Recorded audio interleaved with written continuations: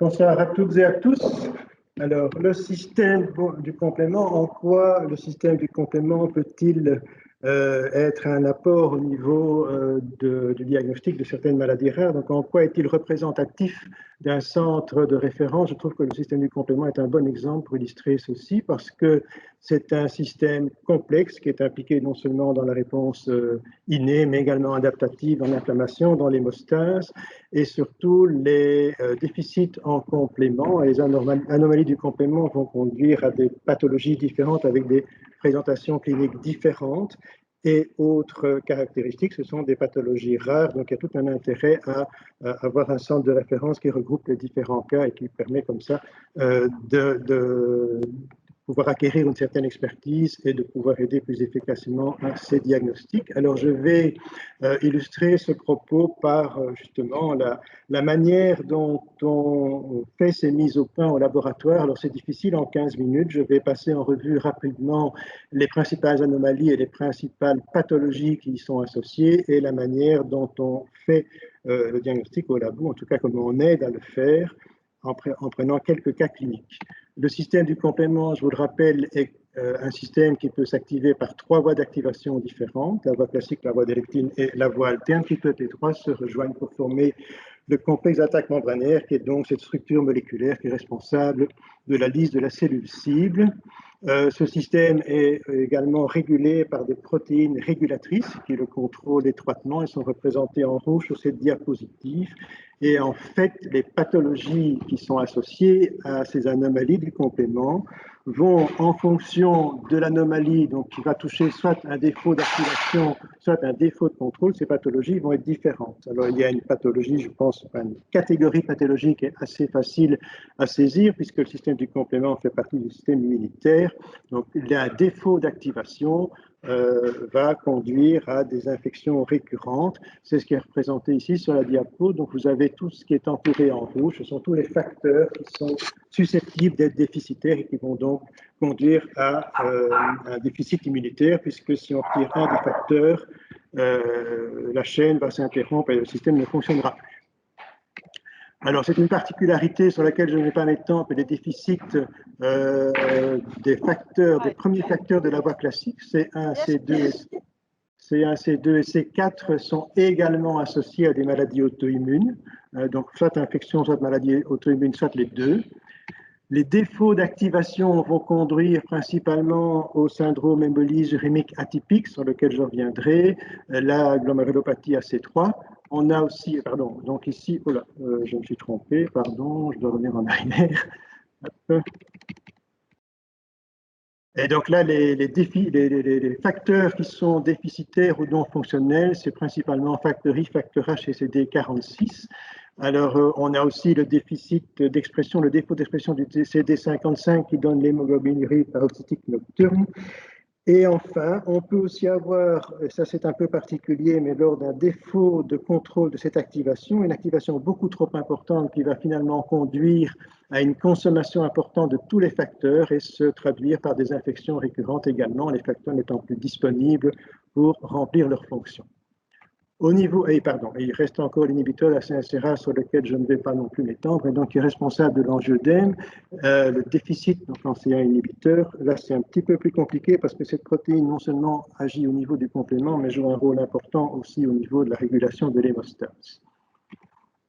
Comment va-t-on faire pour mettre en évidence ces déficits, ces anomalies? Je prends l'exemple des infections récurrentes parce qu'il est relativement facile. Vous avez à votre disposition 2 tests, à gauche le CH50, à droite AP50, donc AP pour Alternative Pathway.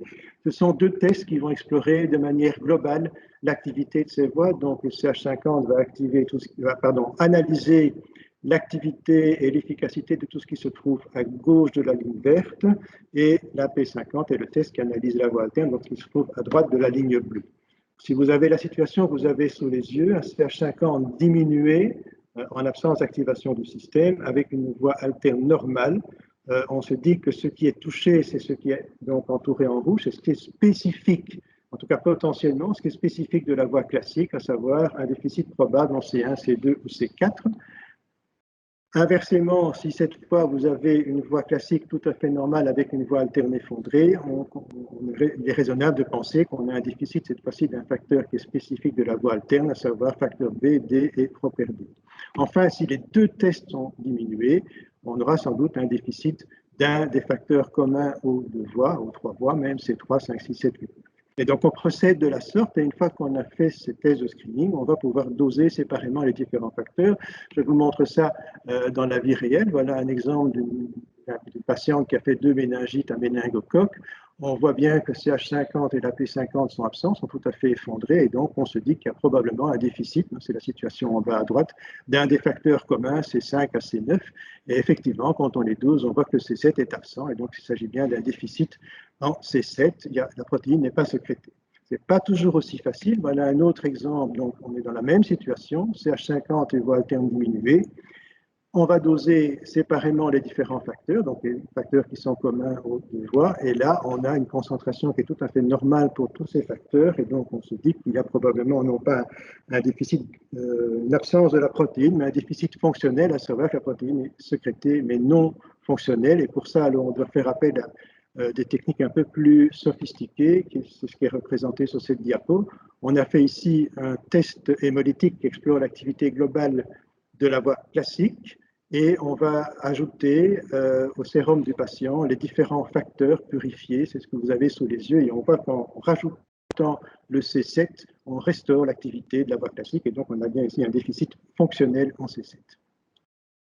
Alors, pour vous montrer que c'est encore un peu plus compliqué dans d'autres situations, de nouveau, on est toujours avec une voie alterne et une voie classique qui sont effondrées. On se dit de nouveau, donc il s'agit peut-être d'un déficit en C5, 6, 7, 8, 9, mais ils sont en concentration normale. Et là, on passe alors à des marqueurs d'activation. Je ne vais pas rentrer dans le détail, mais ceci montre qu'il y a une activation importante de la voie alterne. Et quand on dose les facteurs de régulation, on voit qu'il n'y a pas de facteur I. Et cette patiente avait effectivement une mutation homozygote du gène codant le facteur I. Voilà pour ce qui est des infections récurrentes. Alors, on également, il y a évidemment un apport important du laboratoire pour le diagnostic du syndrome hémolytique urémique atypique. Je ne vais pas non plus entrer trop dans le détail de ce syndrome. Il faut savoir que c'est une microangiopathie thrombotique, c'est-à-dire une obstruction des micro-vaisseaux qui est due à la présence de microthrombie sur lesquels viennent se fracasser les globules rouges. On a donc une anémie hémolytique non immune avec présence de schizocytes, une thrombopénie de consommation et des signes biologiques d'hémolyse. Il y a différentes causes possibles, on ne va pas les passer en revue, on va se focaliser sur celle qui nous intéresse ce soir, à savoir une activation trop importante de la voie alterne du complément. Et en général, ce syndrome est accompagné de signes d'atteinte rénale et d'altération du complément, je parle du C3 qui est généralement effondré. Voilà une petite diapo qui vous représente ce qui se passe dans ces micro-vaisseaux. Donc, il y a une activation trop importante du complément qui va entraîner des lésions, c'est l'espèce de petite étoile jaune de la paroi vasculaire, donc des cellules endothéliales vont être lisées. Du coup, les plaquettes vont s'agréger pour colmater la brèche et puis vont former des microthrombies et les globules rouges vont venir se fracasser sur ces microthrombies. Et on voit d'ailleurs que le complément, non seulement en s'activant, produit également des marqueurs, des activateurs de l'inflammation comme C3A, C5A. Donc ce système s'emballe assez vite avec des conséquences dramatiques pour les patients. Alors, le diagnostic des microangiopathies thrombotiques est relativement lourd parce que ces microangiopathies thrombotiques peuvent être dues non seulement donc, à une anomalie du complément, mais également à toute une série de situations qu'on appelle alors des maths secondaires. On ne va pas rentrer dans le détail, mais vous vous rendez compte qu'il est assez difficile de faire cette mise au point parce que toutes les causes qui sont reprises ici doivent être analysées en même temps. Il faut rejeter toutes ces causes-là. Et puis en parallèle, au laboratoire, on va analyser donc, la voie alterne du complément. Alors je vous donne un petit exemple ici. Un petit exemple ici, donc très rapidement, un cas clinique d'une jeune femme de 32 ans qui s'est présentée aux urgences. Je passe les détails. Elle présentait un tableau clinique et biologique compatible avec une microangiopathie thrombotique. donc des signes d'hémolyse, schizocytes, Combs négatif, atteinte rénale et thrombopénie. Et donc, comment fait-on au laboratoire? Eh bien, on va d'abord éliminer une des causes possibles de microangiopathie thrombotique, qui est le déficit en ADAMTS 13. Ce n'était pas le cas ici, résultat normal, donc ce n'est pas un PTT.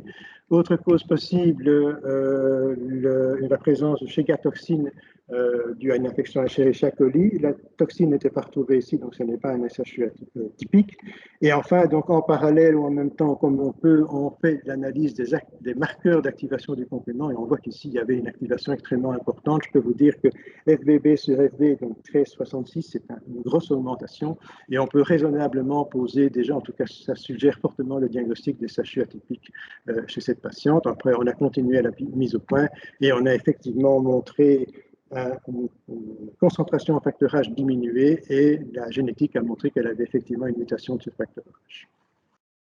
Voilà, tout ça pour vous dire que c'est pas simple à mettre au point. Alors, ces pathologies sont effectivement rares. Voilà un tableau qui reprend la fréquence des déficits en complément. Vous voyez, on ne va pas faire tous les chiffres, mais ce sont des chiffres bas, c'est des déficits rares. Et, par exemple, le SHU atypique, l'incidence est 1 à 5 personnes par million par an, donc c'est vraiment pas fréquent, d'où l'intérêt de regrouper toutes ces mises au point au niveau d'un centre de référence.